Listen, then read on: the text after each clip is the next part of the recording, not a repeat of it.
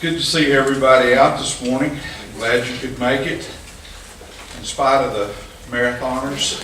It was kind of an obstacle course to get here today. Mary Lucille, you missed a perfect opportunity to get Charles back.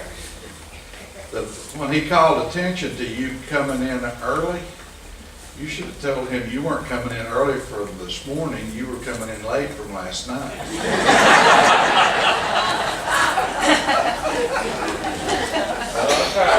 That might be. I'm just trying to help you out with Charles. We're so glad that we have a number of visitors with us today, and we're delighted that you're here. And for those of you that have come back, we're delighted you're coming back. We're glad to see a lot of people that have been away that are back, and we hope that's an indication of you're feeling better. Ruth, we always miss you, and so we're glad that you're back. So,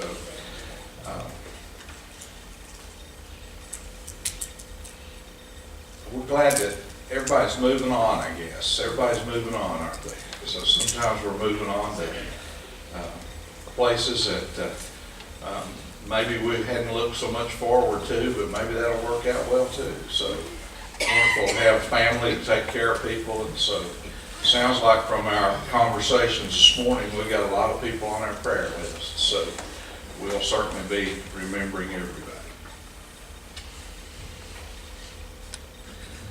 You know, I wore this today because I don't get to wear it much anymore. It just doesn't hardly, I mean, I'm glad, I guess, that we're the co-champions for basketball for the SEC. That sounds fine, but it's just almost like if it's not football, it doesn't count quite as much. But sometimes you have to take what you can get. So we're happy for all of our Vols fans. Who did they beat last night? I forgot. You don't remember either. Let's see now. Tennessee is tied with some team from some place out back in the boondocks somewhere. Yeah, that's right. It's unusual to have anything that says final and Alabama not be involved. So, have you gouged him about that, Billy? With grace. Yeah. So, well, we're glad everybody's here today. Is y'all's retirement going okay? Good. You got your sailboat docked down at the river and just came on up. We're glad y'all are here today.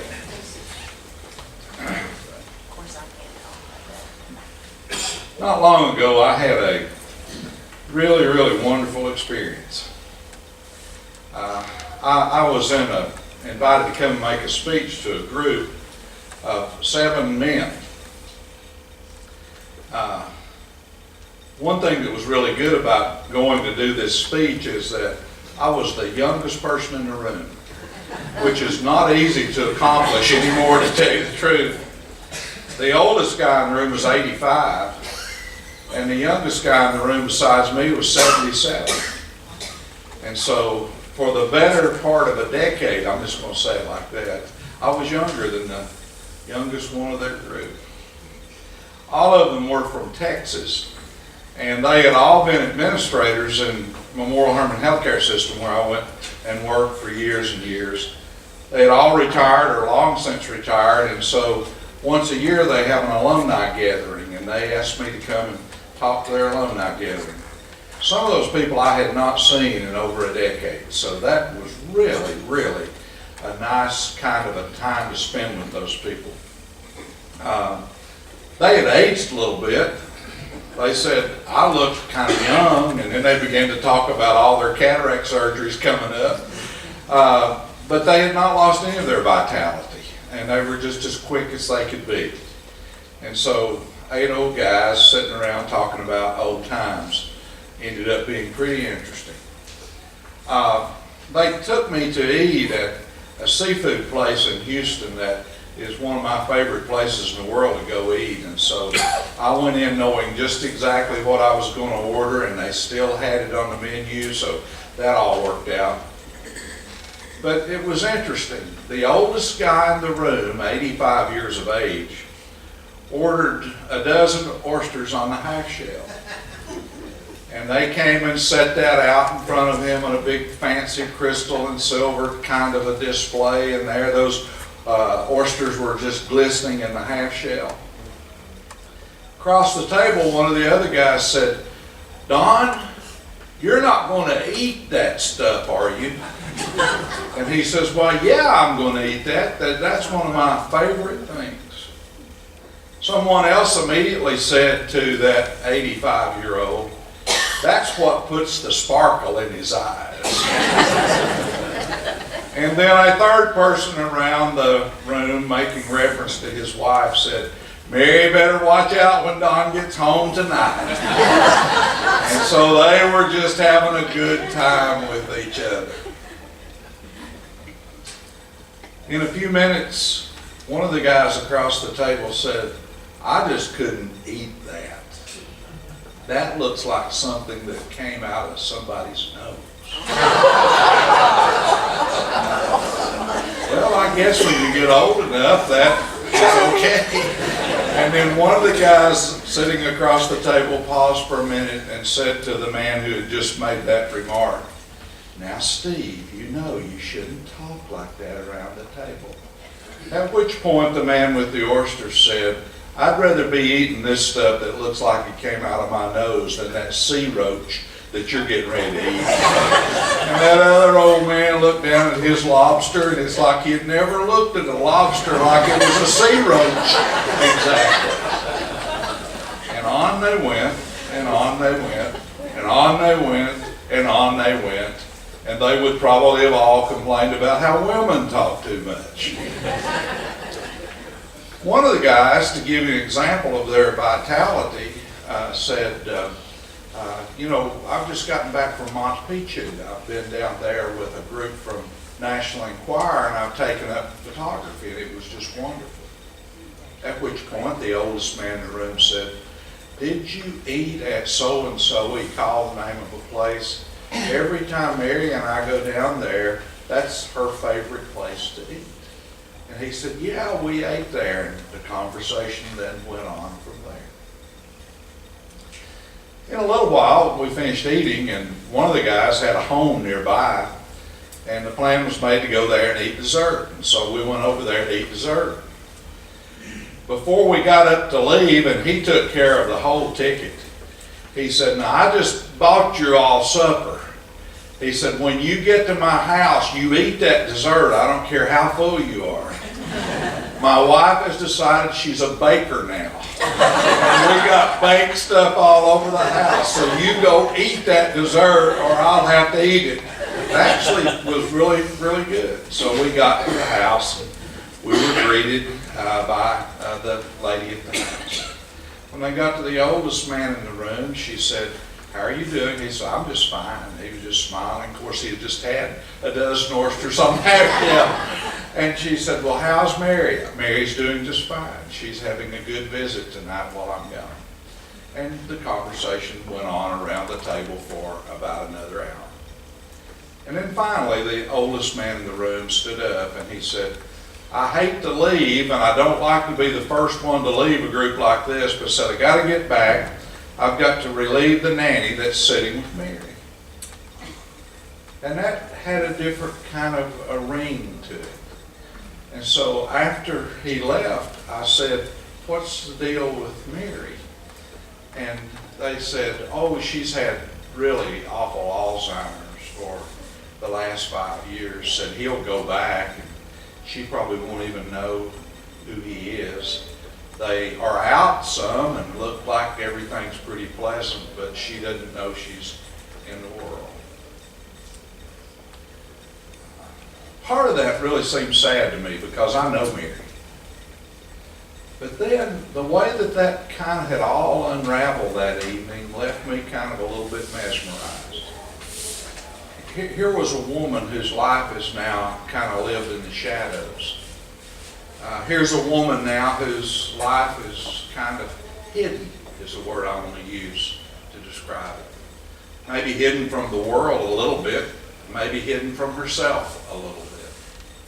But it was amazing across that night when her name came up 4, 5, 6 different times, that it was much like she was present tense as anything could possibly be. It was as much like who she was, and her spirit just permeated that whole conversation that we had had, and that she was essentially as much of a part of the lives of those people as maybe she had ever been a part of the lives of those people.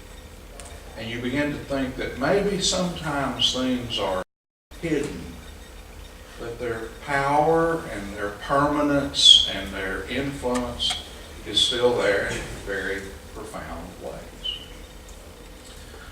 Well, my thoughts never usually run down one track. They usually run along intersecting tracks. And so for the last several months, I've been thinking a lot about the parables of Jesus, and all that kind of coming together a little bit, and some stuff I'm doing down for the Episcopalians this month in their Thorne Sparkman lectures. And so I've been reading a parable of Jesus that's about 2 sentences long, that I've been fussing with and thinking about and wondering about and struggling with a lot lately and for a long time. Here's Jesus' parable. It's in Matthew the 13th chapter. And the text reads, "Similar to the kingdom of heaven is leaven that a woman taking hid in 3 measures of flour until it leavened it all." I'll read that again to you. Similarly, the kingdom of heaven, Jesus says, is leaven that a woman taking hid in 3 measures of flour until it leavened all.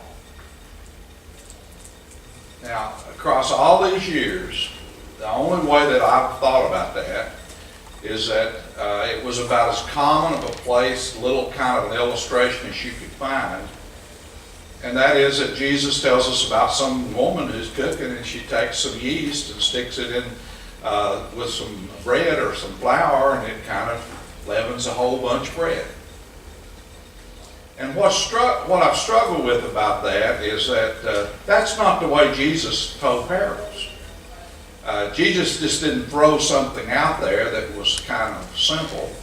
Jesus always threw something out there that had some kind of a little bit of catch to it, or some kind of a little bit of tweak to it, and that you had to kind of look a little bit beyond just the ordinary example that he's given to see what it is that maybe he is getting at. And so for a long time, I have struggled to try to make sense of what it was that Jesus hid into this little kind of a simple illustration that he's giving about a woman baking bread.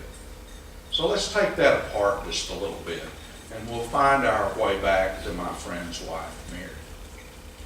First of all, there's the word in there, woman.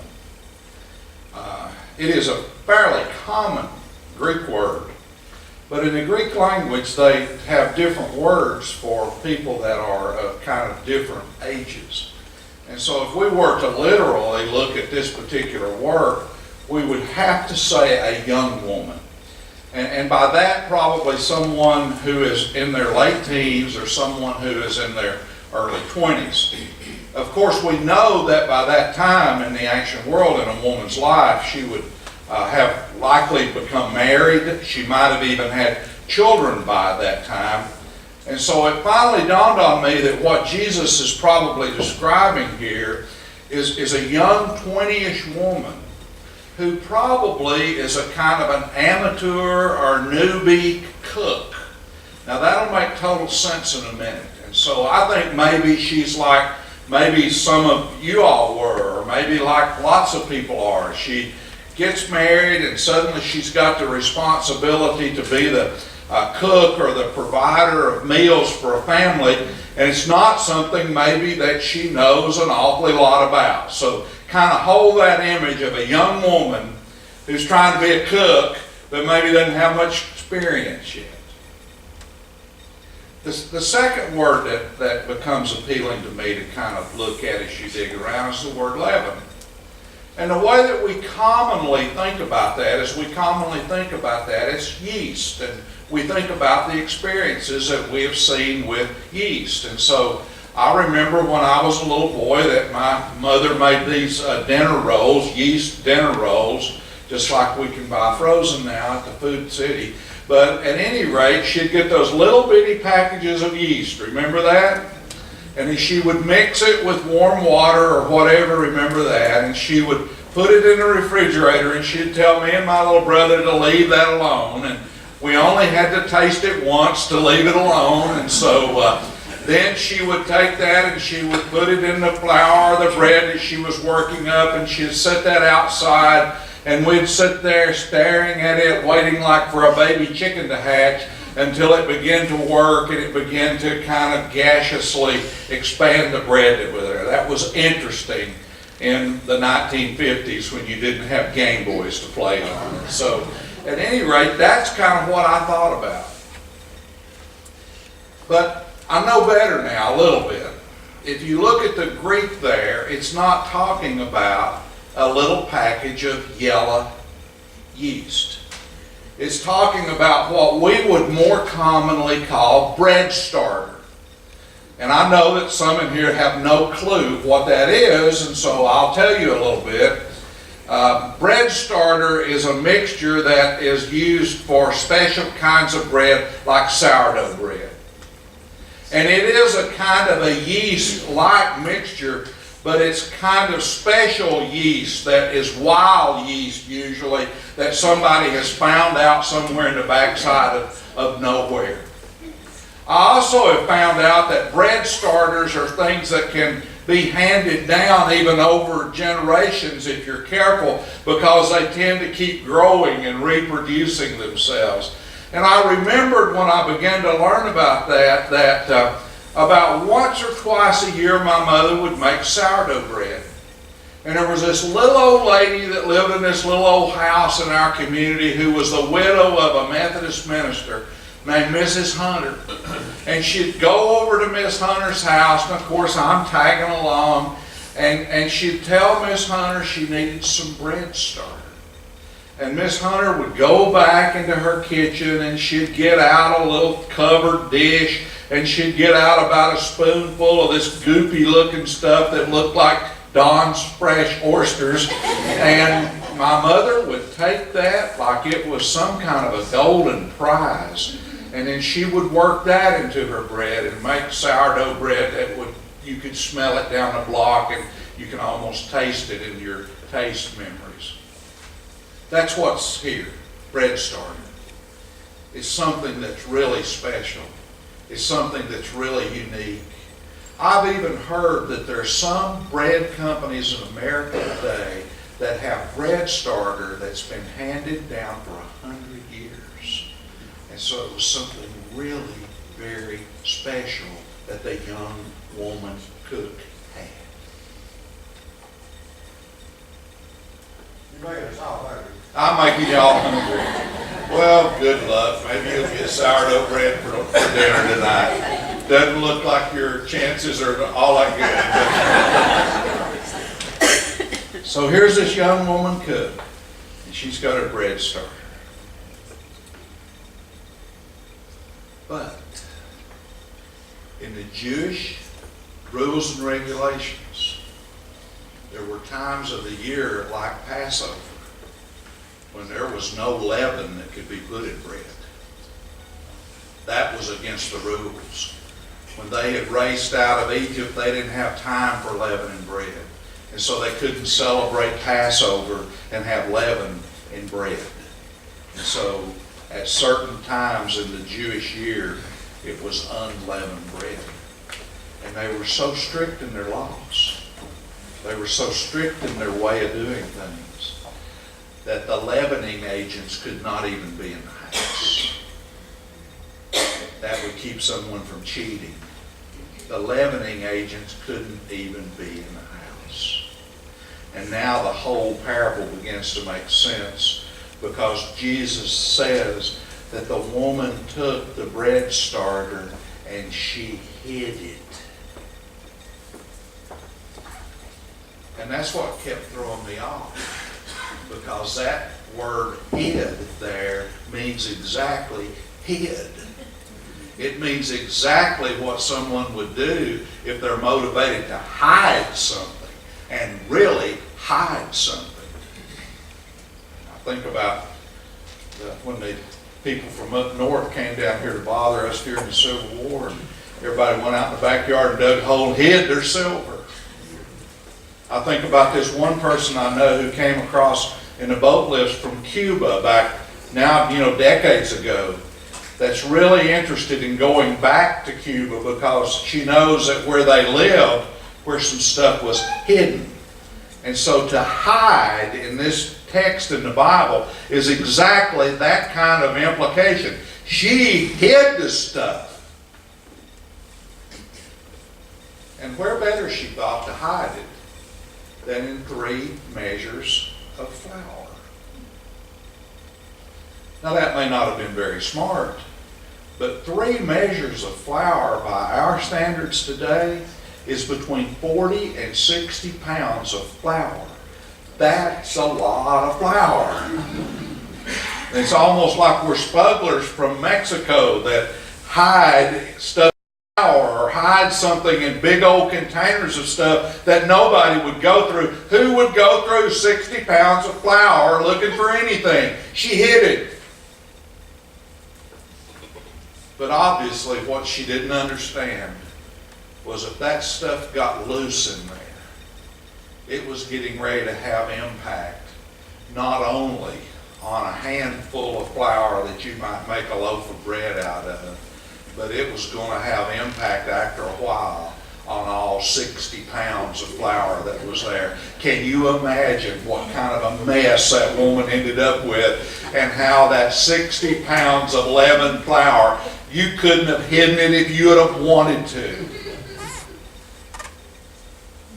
And so something that is hidden ends up permeating the whole 60 pounds, the whole world it's a part of. Isn't that interesting? Doesn't that give you life, that parable? The little young woman cook who doesn't know what she's doing, got her some really precious bread starter. It's supposed to be thrown out of the house during Passover, but she hides it in 60 pounds of flour. And then, oh Lord, she's got risen dough all over the place. And what does Jesus say? Jesus says that the kingdom of heaven is like.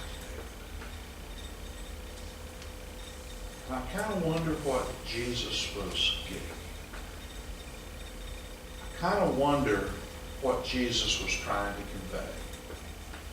Because you see, sometimes it seems like that religion as we have known it, and faith as we have seen it practiced, has been a big public display event. And especially in the world in which we live today, in which there have been so many compromising relationships between religion and faith and the world that we live in. So much of religion and faith has become a hyper-public kind of an event. I wonder if Jesus was saying that authentic faith has always got a hidden dimension. And that authentic faith, in spite of lots of good things that may occur in public spaces of religion and faith, that maybe it's the hidden faith that has the greatest authenticity and the greatest substance to it. Maybe what Jesus was saying in a world populated by those scribes and Pharisees of public religion and political religion that he was all of the time having to contend with, maybe Jesus was trying to say that authentic faith is something that doesn't get manifested in that way and doesn't get carried out in that way. That maybe hidden faith is something that is not so much seen on the surface of life, but that is really deep there within life. That hidden faith is something that if we give it an opportunity, can touch and fill our lives in spite of whether anybody else sees or says much about it. Can touch and fill the life of the world sometimes, even in ways that are not traditional and not conventional and not so publicly kind of certified and approved. Maybe that's what Jesus was saying when he said in other places that the kingdom of God comes like a thief in the night. Something hidden, but that permeates a whole space. Maybe that's what Jesus said when he said that the kingdom of God is like a little child. That there's something in the innocence of that faith and the awe and wonder experienced in that faith that's sometimes discounted, pushed off to the side, but that means the very most. Maybe what Jesus was saying is that hidden faith is like my friend's wife, Mary. That although there are elements of her existence that are silent now, and elements of her existence that are hidden now, still in that evening, Mary permeated the whole space.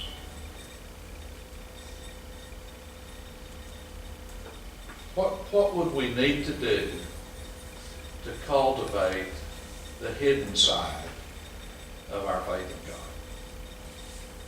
What would we need to do to cultivate the personal side of our relationship to God? What would we have to do to understand that sometimes the public displays of faith, even at their best, not at their worst, but even at their best, are still no substitute for the kind of interpersonal relationship that in our own unique spaces and in our own unique ways that we develop with God.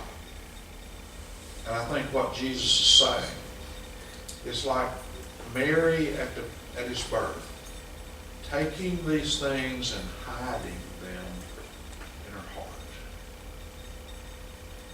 What we take and hide in our hearts, like the bread starter and the woman's 60 pounds of flour. What we take and hide in our hearts may be ultimately what permeates the whole that we touch and that we are about. May God help us to be delivered from some of the public displays that religion can come to. May we seek the best in those that are positive and reinforcing for our lives. But in all, may we try with all that's within us to appreciate the capacity that we have to hide things in our heart that are of God and that are of people that can permeate and fill and lift and rise our whole lives. Let us pray.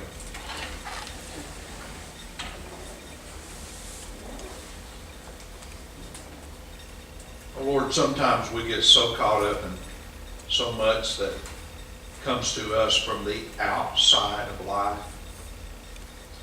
And sometimes the voices on that outside are so loud and so overwhelming.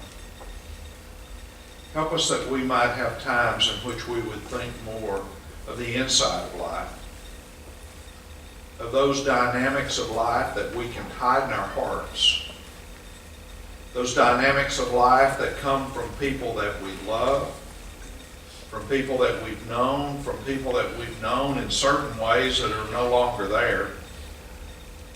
And help us that we might hide in our hearts the things of our own personal faith that we have evolved and developed with you that do not have to be like the personal faith of anyone else.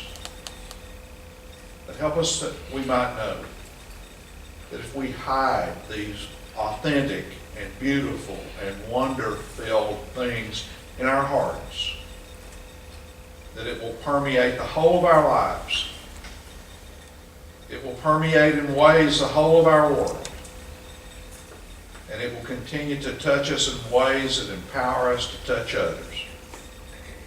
So help us, our Father, that we might hide deeply within our lives those special dimensions of relationship that we have with you, that might fill us, that might help us to deal with a changing world and a troubling world and a world that seems sometimes so far beyond control. Help us to hide those things of you in our lives and know that that is the kingdom of heaven. For we ask in your Son's name, who taught us all of this. Amen. Thank you all for coming today. I hope that you'll have a good week this week.